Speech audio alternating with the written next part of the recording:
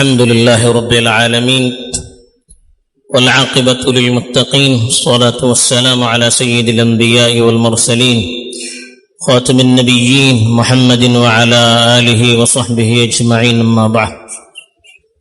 میرے دینی اور ایمانی بھائیوں، بزرگوں اور دوستوں،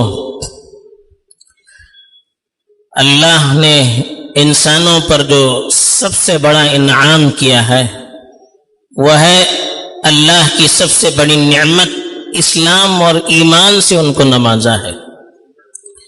اس سے بڑھ کر کوئی نعمت نہیں ہو سکتی۔ بل اللہ یمن علیکم ان ہداکم للایمان، اللہ تعالیٰ نے اسلام کی جو نعمت تمہیں عطا کی ہے اس پر اللہ تعالیٰ اپنا احسان جتلاتے ہیں کہ اتنی بڑی نعمت کہ اللہ تعالیٰ اس کا احساس دلاتے ہیں کہ اسلام کی طرف جو رہبری ملی ہے، جو توفیق ملی ہے، وہ اللہ کی طرف سے ملی ہے۔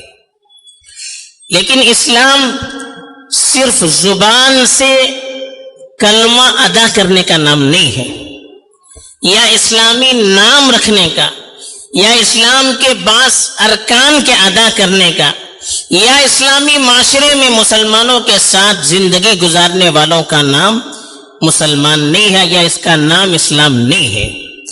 اسلام تو ایک عقیدہ ہے، اسلام ایک پیغام ہے، اسلام ایک قانون ہے، اسلام ایک شریعت ہے۔ اس پر یقین کرنا، اس پر عمل کرنا، اس پر مطمئن رہنا اور اس پر فخر کرنا یہ ضروری ہے۔ اس کے بغیر ایک مسلمان نہیں ہو سکتا۔ جب تک آدمی کے دل سے اسلام کے خلاف یا اسلام مخالف چیزوں کی عظمت نہ نکل جائے وہ مومن نہیں ہو سکتا۔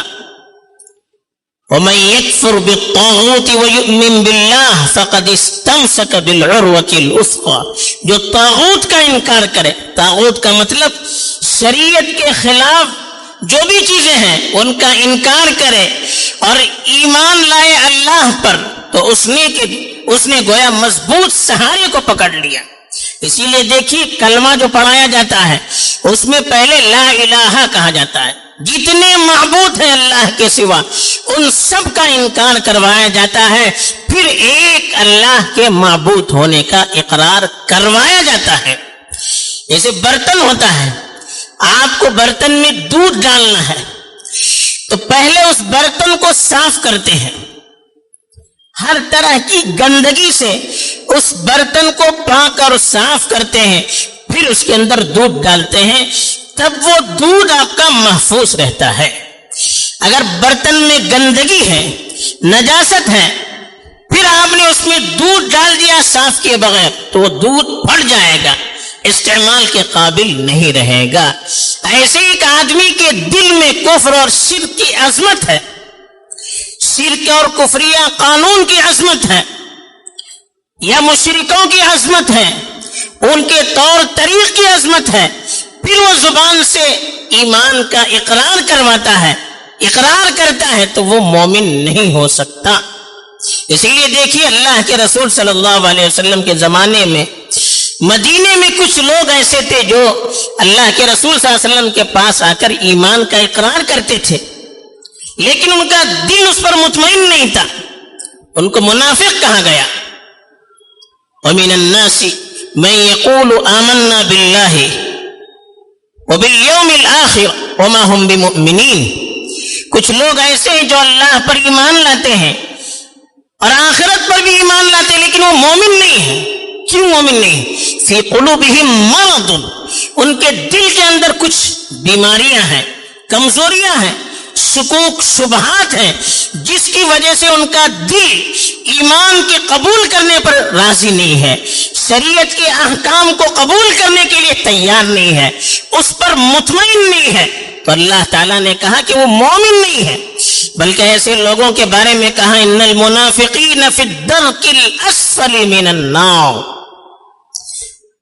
منافق تو جہنم کے سب سے نچلے حصے میں رہیں گے، جنت بھی اعمال کے اعتبار سے اس کے الگ الگ حصے رہیں گے، ایسے جہنم کے بھی مختلف حصے رہیں گے اعمال کے اعتبار سے۔ سب سے نچلا جو حصہ رہے گا وہ منافقین کا رہے گا، جو زبان سے تو اپنے آپ کو مومن کہتے ہیں لیکن دل سے ایمان کو قبول کرنے کے لیے تیار نہیں ہوتے۔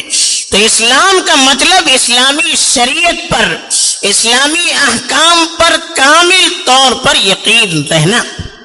ذرا سا بھی اس میں شک اور شبہ پیدا ہو گیا تو پھر وہ مسلمان نہیں رہتا۔ اسی لیے اللہ کے رسول صلی اللہ علیہ وسلم کے زمانے میں جب واقعہ پیش آیا، بعض لوگوں نے مسلمانوں کو برا بھلا کہا، دین کے بارے میں کچھ انہوں نے ایسے الفاظ کہے جو شریعت کی عظمت کے خلاف تھے، دین کی عظمت کے خلاف تھے۔ جب اللہ کے رسول صلی اللہ علیہ وسلم کے پاس ان کو لایا گیا تو انہوں نے کہا کہ نہیں، ہم تو مذاق کر رہے تھے، ہم تو ایسے ہی کھیل تماشے میں اس طرح کے الفاظ زبان سے ادا کر رہے تھے۔ تو اللہ کی طرف سے آیت نازل ہوئی، اللہ تعالیٰ نے فرمایا کہ وَلَئِن سَأَلْتَهُمْ إِنَّمَا كُنَّا نَخُوضُ وَنَلْعَبُ وَلَئِن سَأَلْتَهُمْ لَيَقُولُنَّ إِنَّمَا كُنَّا نَخُوضُ وَنَلْعَبُ۔ اگر آپ ان سے پوچھیں گے کہ ایسا کیوں کہا، آپ نے ایسا کیوں کہا، آپ نے ایسا یہ عمل آپ سے کیوں ہوا، تو کہیں گے کہ انما كنا نخوض ونلعب، ہم تو ایسے ہی مذاق کر رہے تھے، تماشا کر رہے تھے، تفریح میں کہہ رہے تھے۔ اللہ تعالیٰ نے فرمایا قل اب اللہ وآیاتہ ورسولہ کنتم تستہزئون، کیا اللہ کی آیت، اللہ کا مذاق اڑاتے ہو، اللہ کی آیتوں کا، اس کے رسول کا مذاق اڑاتے ہو؟ لا تعتذروا قد کفرتم بعد ایمانکم، کہا کہ آپ معذرت مت کیجئے، جھوٹے بہانے مت کیجئے، ایمان کے بعد آپ نے کفر کو اختیار کر لیا۔ انہوں نے کہا کہ ہم مذاق کر رہے تھے، اللہ نے کہا نہیں، آپ نے کفر کیا ہے، ایمان لانے کے بعد آپ نے شرک کو اختیار کیا، ایمان کے دائرے سے آپ نکل گئے۔ اس لیے کہ ایمان کی بنیاد اللہ کی عظمت پر ہے، اللہ کی محبت پر ہے، شریعت کی عظمت پر ہے، شریعت کی محبت پر ہے، رسول کی عظمت پر ہے، رسول کی محبت پر ہے۔ جب اللہ کی عظمت ہوگی اللہ کے رسول کی بھی عظمت ہونی چاہیے، جب اللہ کی عظمت ہوگی تو دین کی بھی عظمت ہونی چاہیے، جب اللہ سے محبت ہوگی تو رسول اللہ سے بھی محبت ہونی چاہیے، جب اللہ سے محبت ہوگی تو اللہ کی شریعت سے بھی محبت ہونی چاہیے۔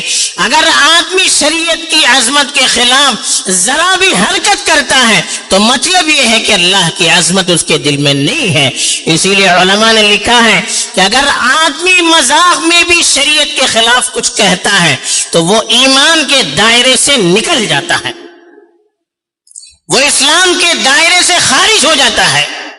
وجہ اس کی یہی ہے، ایمان کی بنیاد ہی شریعت کی عظمت پر ہے، اب عظمت ہی نہیں ہے تو پھر کیسے انسان اس پر عمل کرے گا، پھر کیسے اس کو اختیار کرے گا؟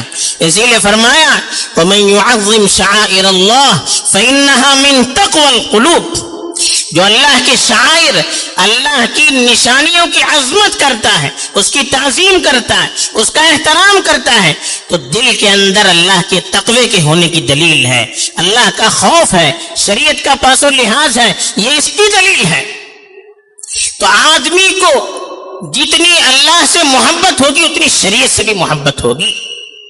شریعت کی عظمت میں کمی ہونا اللہ کی عظمت میں کمی ہونے کی دلیل ہے، اور یہ چیز ایمان کے خلاف ہے۔ اسی لیے کہا گیا کہ ایمان لانے والوں کے لیے کفر کا اور کفریہ احکام کا کھلم کھلا انکار کرنا ضروری ہے، دل سے بھی اور زبان سے بھی۔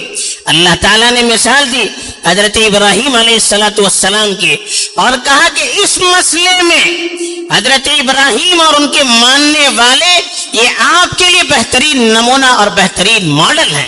قد كانت لكم اسوة حسنة في ابراہیم والذین معه، آپ کے لیے بہترین نمونہ ہے ابراہیم اور ان کے ساتھیوں کی زندگی میں۔ کس مسئلے میں؟ اذ قالوا لقومهم، جبکہ انہوں نے اپنی قوم سے کہا انا براء منکم ومما تعبدون من دون اللہ، ہم آپ سے اور اللہ کو چھوڑ کر جو غیر اللہ کی آپ عبادت کر رہے ہیں ان ساری چیزوں سے ہم بری ہیں. کفرنا بکم، ہم نے آپ سے کفر کیا، آپ کا انکار کیا. وبدا بیننا وبینکم العداوۃ والبغضاء ابدا حتی تؤمنوا باللہ وحدہ، کہا کہ قیامت تک ہمارے اور تمہارے درمیان دشمنی اب ہو گئی، جب تک تم اللہ پر ایمان نہیں لاؤ گے آپ میں اور ہم میں دوستی نہیں ہو سکتی. یہ اللہ کے نیک بندے، اللہ کے پیغمبر حضرت ابراہیم علیہ الصلوۃ والسلام اور ان کی قوم کا ہے، جن پر ایمان لانے والوں کا یہ واقعہ بیان کر کے اللہ نے ہمیں پیغام دیا کہ جب تک کفر اور شرک سے کھلم کھلا ہم برات کا اظہار نہیں کریں گے تب تک ہمارا ایمان مکمل نہیں ہو سکتا. اسی لیے علماء نے لکھا ہے کہ اگر کوئی آدمی کسی کافر کو کافر کہنے میں احتیاط کرے، کھلم کھلا کفر کر رہا ہے، شرک کر رہا ہے، پھر کہے کہ نہیں میں اس کو کفر نہیں کہہ سکتا، مجھے پتہ نہیں وہ شرک ہے یا کفر ہے. ایک آدمی یہودیت پر عمل کر رہا ہے، عیسائیت پر عمل کر رہا ہے، کہا کہ نہیں میں نہیں کہہ سکتا. یا ایک آدمی کفریہ عقیدے کو کہتا ہے کہ وہ بھی صحیح یہ بھی صحیح، ان کے تہوار کے بارے میں کہتا ہے وہ بھی صحیح یہ بھی صحیح، ان کے قانون کے بارے میں کہتا ہے وہ بھی صحیح یہ بھی صحیح، تو علماء نے لکھا ہے کہ وہ کافر ہے، پھر وہ مسلمان نہیں ہو سکتا. اسلام کا مطلب یہی ہے کہ اسلام کے علاوہ اور کوئی چیز اللہ کے یہاں قبول نہیں ہو سکتی. وَمَن يَبْتَغِ غَيْرَ الْإِسْلَامِ دِينًا فَلَن يُقْبَلَ مِنْهُ، جو اسلام کے علاوہ دوسری چیز کو اسلام دین کے طور پر، مذہب کے طور پر، شریعت کے طور پر قبول کرے گا وہ اللہ کے یہاں قبول نہیں ہو سکتی. اس کا انکار ضروری ہے. افسوس بھی ہوتا ہے، بعض لوگ دلیل بھی دیتے ہیں قرآن سے، لکم دینکم ولی دین. قرآن کہتا ہے تمہارے لیے تمہارا دین مبارک، ہمارے لیے ہمارا دین مبارک. فمن شاء فلیؤمن ومن شاء فلیکفر، جو چاہے کفر کو اختیار کرے، جو چاہے ایمان کو اختیار کرے. اور کہتا ہے کہ نہیں، خدا کہتا ہے کہ دونوں صحیح ہے. کفریہ کلمہ ہے، یہ کفریہ کلمہ ہے. اسلام نے دونوں کو برابر اختیار نہیں، وہ تو دھمکی ہے. آگے پیچھے والی آیت پڑھتے نہیں ہے اور جو ٹکڑا درمیان سے نکالتے اور کہتے دیکھیے قرآن کہتا ہے. قرآن نے کب کہا لکم دینکم ولی دین؟ جب پورے سورہ میں اس کا انکار کیا، تحقیق سے کفر کا انکار کیا اور کہا کفر اور شرک برابر نہیں ہو سکتے. پھر دھمکی دی، جیسے بیٹا ہے، باپ ہے، اپنے بیٹے کو سمجھاتا ہے بیٹا فلاں چلو نہ کرو نہ کرو نہ کرو، جب وہ مانتا نہیں تو کہتا کہ جو چاہے کرو. مطلب کیا؟ اس نے اجازت دے دی اس کو، اس نے تو اپنی برات کا اظہار کیا، دھمکی دے دی. ایسی فمن شاء فلیؤمن ومن شاء فلیکفر. اس کے بعد کیا ہے؟ انا اعتدنا للظالمین نارا احاط بهم سرادقها. یہ بھی دھمکی ہے، جو چاہے ایمان کو اختیار کرے، جو چاہے کفر کو اختیار. مطلب کیا ہے؟ ساری چیز سمجھانے کے باوجود بھی وہ کفر کرتا ہے تو پھر ہم بری ہو جائیں. پھر آگے اللہ نے کہا جس نے کفر کو اختیار کیا ہم نے اس کے لیے جہنم کی آگ کو تیار کر رکھا ہے جو چوطرفہ اس کو گھیر لگی. کیا مطلب ہے؟ اللہ نے اس کو قبول کیا، اللہ نے اس کو پسند کیا. تو قرآن کی آیات کی بھی کھلم کھلا تحریف کرتے ہیں. تو دین کے اعتبار سے اگر اسلام کے علاوہ یہ بھی صحیح وہ بھی صحیح ہم کہتے ہیں تو علماء نے لکھا ہے کہ یہ بھی کفر کی علامت ہے. اسلامی نظام پر، اسلامی تعلیم پر بھروسے کے نہ ہونے کی علامت ہے. ایسی علماء نے لکھا ہے اللہ کے رسول صلی اللہ علیہ وسلم کے طور طریق کے علاوہ کسی اور طور طریق سے انسان راضی ہے. یہ اللہ کے رسول صلی اللہ علیہ وسلم اور شریعت کے فیصلے کے علاوہ کسی دوسرے فیصلے پر انسان راضی ہے. اللہ کے رسول سے بڑھ کر کسی دوسرے کو اپنے لیے ماڈل اور نمونہ سمجھتا ہے تو وہ بھی مومن نہیں ہو سکتا. کیونکہ اللہ نے کہا کہ وَمَا يَنْطِقُ عَنِ الْهَوَىٰ إِنْ هُوَ إِلَّا وَحْيٌ يُوحَىٰ. اللہ کے رسول بولتے ہیں تو اپنی منمانی بولتے نہیں، ان کی باتیں اللہ کی باتیں ہیں. اور اللہ کے رسول صلی اللہ علیہ وسلم نے فرمایا کہ لقد کان لکم فی رسول اللہ اسوۃ حسنہ، تمہارے لیے تو اللہ کے رسول بہتر نمونہ اور ماڈل ہے. پھر اگر ہم اللہ کے رسول کو چھوڑ کر دوسروں کو اپنے لیے ماڈل سمجھیں گے، اللہ کے رسول کو چھوڑ کر دوسرے کو اپنے لیے حکم سمجھیں گے، جج سمجھیں گے، یا اللہ کے رسول صلی اللہ علیہ وسلم کی شریعت کو چھوڑ کر دوسری شریعت کو اپنے لیے پسندیدہ قرار دیں گے تو کیا مطلب ہے؟ قرآن نے تو کہہ دیا وَمَن لَّمْ يَحْكُمْ بِمَا أَنزَلَ اللَّهُ فَأُولَٰئِكَ هُمُ الْكَافِرُونَ، جو اللہ کی شریعت کے مطابق فیصلہ نہیں کرتا وہ کافر ہے۔ فَلَا وَرَبِّكَ لَا يُؤْمِنُونَ حَتَّىٰ يُحَكِّمُوكَ فِي مَا شَجَرَ بَيْنَهُمْ، کہا تیرے رب کی قسم وہ مومن نہیں ہو سکتے جب تک آپ کو اپنے اختلافات میں حکم نہ بنائے۔ کیا مطلب ہے؟ کوئی مسئلہ پیش آیا، اختلاف ہوا تو شریعت کو حکم بنائیے۔ اگر شریعت کو چھوڑ کر آپ دوسری چیز کو حکم بنائیں گے، شریعت کے مطابق فیصلہ کرنے والوں کو چھوڑ کر دوسروں کے پاس جا کر اپنے مسائل کا تصفیہ کریں گے، فیصلہ کریں گے، یا شریعت کے علاوہ کسی دوسری چیز پر اپنے یقین ہونے کا اعلان کریں گے، تو یہ تو کھلا کفر ہے، اس کی کوئی تعویل نہیں ہو سکتی۔ تو آج افسوس ہوتا ہے کہ دین ایک کھلواڑ بن گیا ہے، دین ایک مذاق بن گیا ہے۔ ان کی چیزوں کو ہم دھڑلے سے اختیار کر رہے ہیں، ان کے تہوار میں ہم شریک ہو رہے ہیں، ان کی مذہبی رسم و رواج میں ان کے ہم شریک ہوتے ہیں، اور گویا اس میں کیا ہوتا ہے، وہ اپنے طریقے کے مطابق کر رہے ہیں، ہم اپنے طریقے کے مطابق کر رہے ہیں۔ یہ کفر ہے، شرک ہے، اسلام کی عظمت کے نہ ہونے کی دلیل ہے، اسلامی تعلیمات پر یقین نہ ہونے کی دلیل ہے۔ تو اس لیے ہمیں اپنی زبان سے کیا الفاظ نکل رہے اس کو بھی تول کر دیکھنا چاہیے۔ قرآن نے فرمایا ما یلفظ من قول الا لدیہ رقیب عتید، ایک لفظ بھی زبان سے نکلتا ہے تو ایک فرشتہ اس کو نوٹ کرتا ہے۔ کوئی چیز زبان سے نکلنے والی ہوا پر اڑتی نہیں ہے، بلکہ اللہ کے رسول صلی اللہ علیہ وسلم نے تو ارشاد فرمایا کہ ان العبد لا يتكلم بالكلمة لا يلقي لها بالا يهوي بها في جہنم، او كما قال صلی اللہ علیہ وسلم۔ کبھی کبھی آدمی ایسی بات کہتا ہے جس کے بارے میں وہ سوچتا بھی نہیں ہے، ایسے ہی مذاق میں یا ایسے ہی کوئی زبان سے بات کہہ دیتا ہے، کفریہ بات، شرکیہ بات، دل میں اس کے بارے میں کچھ سوچتا بھی نہیں ہے، لیکن اس کی وجہ سے وہ جہنم کی کھائی میں گر جاتا ہے۔ مذاق بن چکا ہے، فیشن بن چکا ہے اسلام کے خلاف، شریعت کے خلاف بات کرنا، پھر بھی اپنے آپ کو مسلمان کہتے ہیں۔ خالی شناختی کارڈ میں مسلمانوں کا سا نام رکھنا یہ مسلمان ہونے کی نشانی نہیں ہے، یا مسلمانوں کے گھرانے میں رہنا یا مسلمانوں کے تہواروں میں شرکت کرنا یہ صرف مسلمان ہونے کی نشانی نہیں ہے، بلکہ کفر اور شرک کا دل سے بھی زبان سے بھی انکار ضروری ہے، اور اسلام ہی کو برحق سمجھنا ضروری ہے، باقی ساری چیزوں سے انکار کرنا ضروری ہے، ورنہ آدمی مسلمان نہیں ہو سکتا۔ آج افسوس یہ ہوتا ہے کہ آدمی کے سامنے اسلام کی عظمت نہیں رہی، کفر اور شرک کی نفرت دل سے نکل گئی۔ کیوں؟ اس کی وجہ بھی ہے، آج ہم جو کورس پڑھتے ہیں اس میں تہذیب کے نام سے، کلچر کے نام سے ایسی چیزوں کو لایا گیا جو شرک و بت پرستی سے بھری ہوئی ہے۔ ساری چیزوں کو ایک ہی بنا کر پیش کیا جا رہا ہے، ان کا فلاں، ان کا فلاں، ان کا فلاں، ان کا فلاں، ان کا اعتبار، ان کا اعتبار۔ اب بچپن سے بچے یہی پڑھتے ہیں، وہ بھی صحیح یہ بھی صحیح۔ اب بچوں کا ذہن کیا بنے گا؟ ہمیں تو اپنے بچوں کے ایمان کی فکر نہیں ہے۔ بچے پڑھیں ایک مرتبہ، ڈگری ملے، ان کا ایمان جا رہا ہے، ان کا عقیدہ برباد ہو جا رہا ہے، اس کی ہمیں کوئی فکر نہیں ہے۔